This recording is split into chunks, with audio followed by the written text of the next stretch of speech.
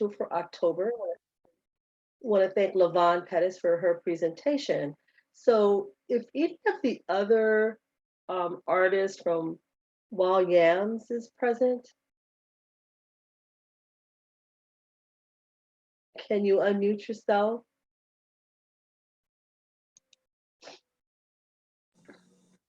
I'm here, but I am not camera ready.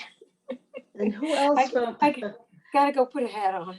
Well, you can. Yeah. We have another video to share, but I wanted to see if any of the other artists from Wild Yams was joining us. And again, forgive us for that technical difficulties with not being able to mute while the presentation was going on. We have to remember to be diligent upon entering a room to make sure we're on mute when we're presenting. It's just one of those hiccups with Zoom. Then she put her rocking cowboy hat on. Hi, Kayla. I'm going to put you on speaker view if you want to talk about the work that you're doing with the collective. Can you hear me? Yes. Normally I'm sitting where some of my work is behind me, my old work. Hi, LaVon. Yeah, so we are technically alum of the Wild Yams, but we are still connected forever with our mother artists. I am working, I'm really kind of looking back. I don't want to call it a retrospective, but I am looking back at the work I've done from long ago, decades ago, and bringing it forward. The installation I did as part of our Wild Yams exhibit at the Creative Room is still up. And then I have a few pieces in the show that LaVon spoke about at the Silver Room in Hyde Park in Chicago. And they're all of a photographic nature, which was my first love or second love. And they are from mostly documentary and portrait, like fine art portraits, but the one at the Creative Room is part of a larger installation, really just about the idea of journeying like our own personal journey, as well as kind of the literal traveling and kind of how that intersects and how our lives change. And me just looking back at what I've created, where I am now, how it's still relevant, and where I'm moving with it and where I'm moving that's new. I was out of hands-on making any art for almost 10 years. I stopped after a 25-year career of making murals and have not made a mural since. And so this is like an opportunity for me to get back and look at my own work while still growing the social practice side of myself as a creative. Somebody's asking, is there a link to the Silver Room? I'm really grateful and inspired and excited that we have this Wild Yam Collective, LaVon and I, and Wisdom. And oh my God, there's so many of us. There's what, 12 or 14, LaVon? I think there's more now because there's a few new mamas. And just to be part of a collective, inspiring each other, responding in community to each other while still individually having our creative expression. I did just want to respond to one thing you said, LaVon, and you both kind of had a brief dialogue about that idea of anxiety, people seeing your work. And overall, I have to say, I can't relate to that, even though I'm a visual artist.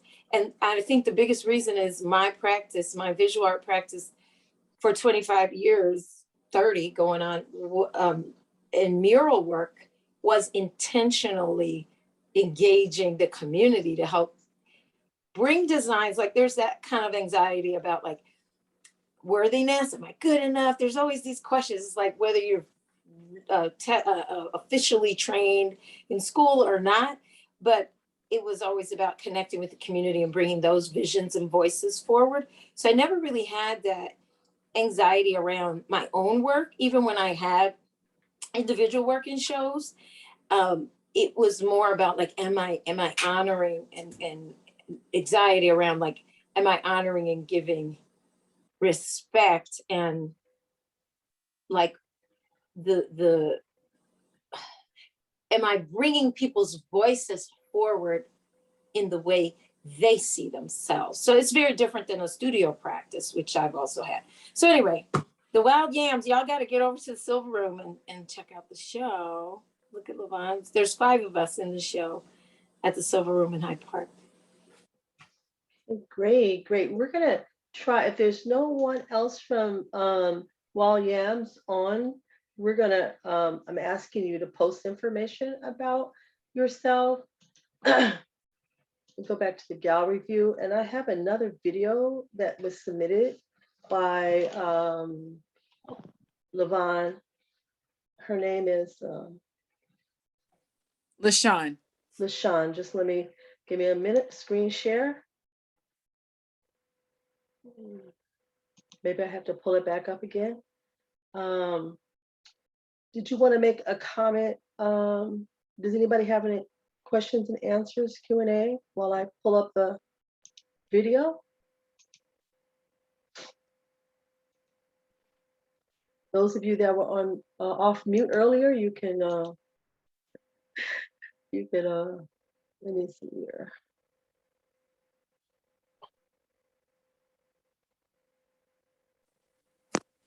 So the Wild Yams exhibition is being curated by Wisdom Beatty. It is at the Silver Room. They are open Monday through Sunday. They open around 10 a.m. and then they close 7 p.m. Monday through Friday. And then they are open on the weekends as well. It features a few different artists. There's Taylor Moon. She's an amazing astronomer. She's also written a book. It's called Aquarius. You all check it out. I started reading it, and I definitely want to talk more with her about charts and things like that. You have Lashon, who Alpha is loading up her video, so she'll show some of her work. Yeah, it's a pretty good exhibition. So I'll make sure we drop the link in the chat as well. Also, could someone talk about the collab? I came by and did a site visit. Its location? Oh, collab or the creative room? Creative room. Creative room. Creative room. Do you want to? I guess you muted, Levon. You want me to say something?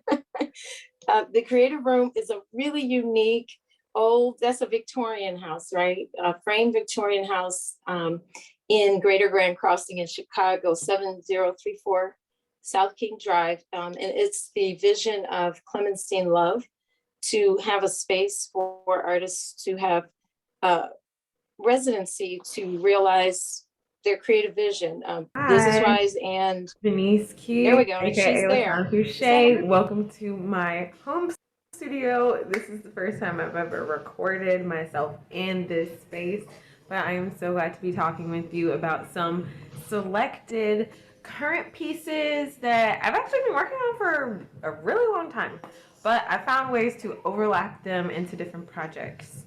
But first, a little bit about me. I went to Morgan Park High School. Go Mustangs! I went there from middle school and that's like 7th and 8th grade. I was in their accelerated program up until high school. And fun fact, I've only technically done 3 years of high school due to just taking classes and getting those credits early. And then I bounced, graduated early, and went to Bradley University. Go Braves!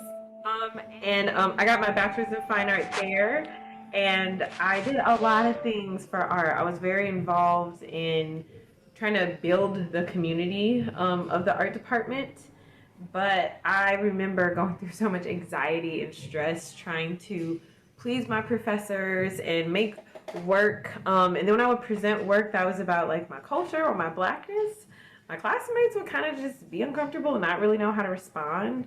So for a while, I transitioned away from very like overt images about Blackness to putting it in non-representational work. So I started to do paintings to just kind of deal with other feelings. I grew up with divorced parents, but they co-parented and, you know, worked together, but it came with some strife. And those feelings didn't really come out until I was in undergrad at Bradley. So getting in the BFA program, I discovered how color and texture and pattern, I could just like talk through the work and really process the feelings differently. And that was my first time where color and like art therapy really happened organically and intentionally for me. I basically based my whole BFA show around the idea of objects in home and dealing with all of the things that were bothering me and not helping me function. But yeah, it was through the BFA that I could do that. And I actually started doing assemblage sculptures for the first time.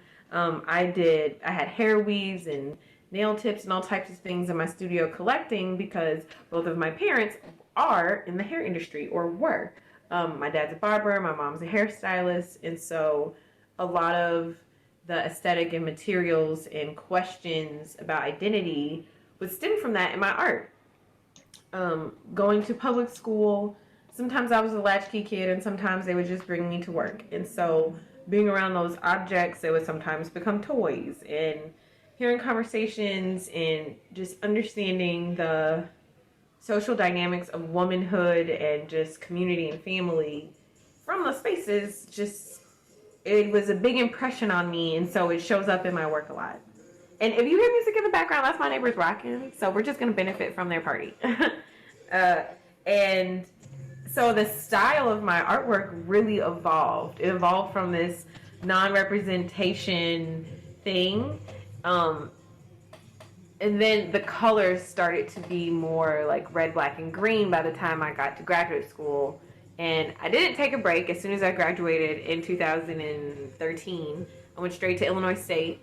And the objects started being made more. I started making more sexualized images of Black women. I started to emphasize afros as like expressive gesture lines, because at the time I had an afro. I did not have these wonderful locks that I had now. And I was, I guess, like just dealing with, I focused so much on being black, and womanhood. Woman was just a word. It wasn't, I didn't have like visuals for it, I felt like, by the time I got to graduate school. So then it transitioned to nudity and playfulness and colored toned paper and bright colors. And I wasn't that I was trying to make people uncomfortable, but I had just, showing those nude bodies made some of my professors uncomfortable. People were like, is she gay? What's going on? Which I didn't, it never registered to me that at the time how much I was queer, but I was just making the work. I wasn't like out at that time. And then the evolution of my style changed as graduate school happened. I started to engage with the subtleties more. I didn't want to be like Sambo lips, Black Power fists. I was trying to find more delicate and, like I said, subtle ways to address race, gender, class, sex, Black womanhood, all of the things. And it wasn't until I found the Women's and Gender Studies department, and which is now the Women's and Gender Studies Sexuality department at Illinois State, that my research really blossomed. I was awarded a couple grants for creating 2 different exhibitions where there were objects in bookbinding. And I was very interested during graduate school in exploring the relationship between myself and my mother and my grandmother, and examining how the U.S. society in marginalized, you know, my family's, these women experiences in my family from like a micro level and a macro level. And I did that just so that I could just try to find some more peace and forgiveness. I figured if I could explore their pain from a ethnological kind of approach, that maybe it wouldn't hurt so bad, and maybe I could find some solace and some reasoning. And oh my gosh, the day of the opening, with me trying to read my artist statement, I was like crying. I was a mess. And that just goes to, you know, show that my work is so deeply connected to my feelings, like, and which is not productive as a businesswoman, where it's like, oh, I'm sad, I can't work. Like, I can't do that. First, I will show you the dolls. So the dolls feel very spiritual. So some of them have very contrasting color palettes. And I love to reclaim jewelry that gets left behind or broken. Asymmetry, playing with texture, using cowrie shells. I love using seed beads in different sizes of things. Here's some more asymmetry. Different types of patterns and fabrics. These dolls, like I said, have been a long thread in my life. I've always felt very drawn to fabric and hand stitching and embroidery. Oh, here's one of my favorites. And some of these things don't have finished all the limbs, and that's because I think they just feel a little bit more like ethereal and spiritual like that. And really not a cop-out. Not a cop-out, but it's like, I like this, but I do want it to function on an altar, and I want it to function with things, and it is my dream to package my spirit doll experience and in a way that I can share it in group work and as workshops and individually. So yes, these things are very near and dear to my heart. I really enjoy. Some of them have like fabrics from an African import store. Some of this is fabrics from just clothes that my children and my family don't want to use. And my children's energy greatly influences my home studio as well. Whenever I'm not in here like working and putting in work, they're chilling and they're being kids and they're putting their innocent nature into it. Oh, I love this one. So I use a lot of found material. This blue netting is comes from like grocery store fruit. So whenever you have oranges or anything that comes in this netting, like I save it, and you should save it too. I got broken pieces of jewelry. This is like a shirt that my kid didn't want to wear anymore. I love using buttons and sequins and large. I tried, and I make decisions about organization of beads and movement. Still like a painter. I'll show you a few of these. So I found these like wicker placemats, and then I would collage fabric on beads, nail tips. I started to crochet these noose-like shapes, and then just kind of strands that felt like hair. Sometimes they would have 2 prongs on them, and I would glue it to the side, so in the front and the backs were done. So here we have a lot of hair weave is involved, a lot of asymmetry. This is braided hair. So braided hair and crochet mixed together. Simplified shapes for the female body. Paints really sense of organizing things. I like to have soft forms on a lot of this. And I use it on my clothes too. This dress that I designed for myself has the soft form on it. I just really think they're neat. And even in the clothes that I upcycle for myself, I was very interested in reusing. Like I said, I'm an artist, and I try to be very eco-conscious in my choices. And then we have this beautiful simplified figure. Doing acrylic paintings on wood panels. So a lot of parts in this are new. I'm using rhinestones in the work.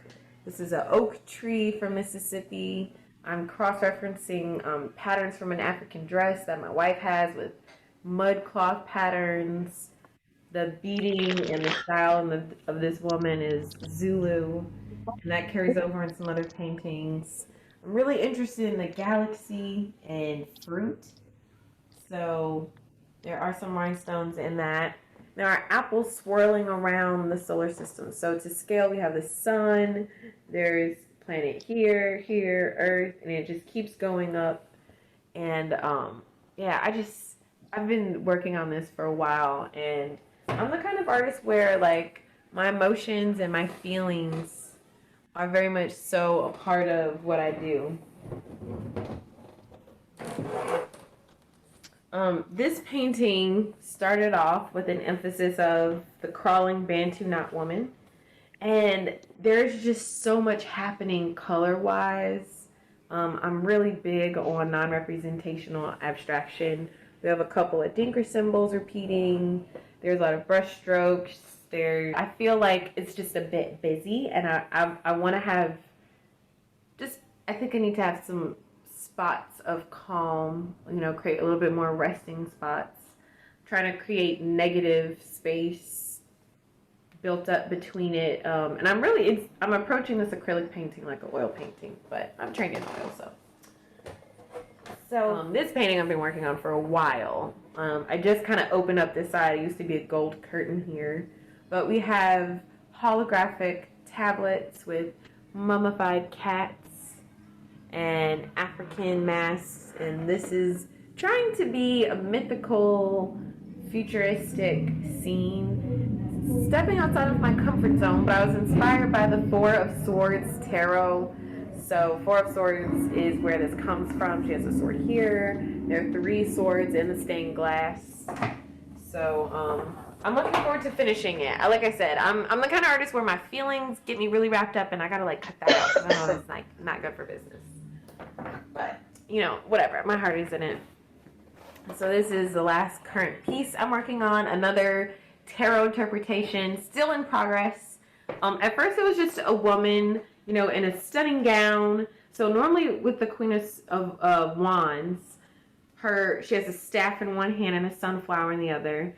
But I didn't want them to be so static, so her arms are crossing. And fun fact, this actually used to be a mermaid painting. It was a mermaid, and she was gonna be dancing, but then I just changed it. I was just over that imagery, and I went with the tarot instead. And now her locks that were flowing in the wind, I added a Zulu traditional hat, and there's going to be some beading in front, and I'm going to play off of the pattern of the evening gown here. And her cat panther is looking up at her, watching, intently waiting. There's a septarian stone in the staff because I have septarian, and I felt like the meaning of septarian went well with the Queen of Wands and what it stood for. So there's that. Let's see. Oh, this other doll. Oh, forgot this. Love this doll. This wooden beads in here. Patterns. So, yeah, you've seen all the current things in my studio. Thank you so much for looking at the work and being here. And this is going to be the first of many studio visits. So thanks. And I don't know what else to say. What did I say for that? Thank you. Okay. Thanks for watching. Watch again. Thank you for that. That was great. Again, thank you for joining us with the Bronzeville Art District Art Trolley Tour. Good night.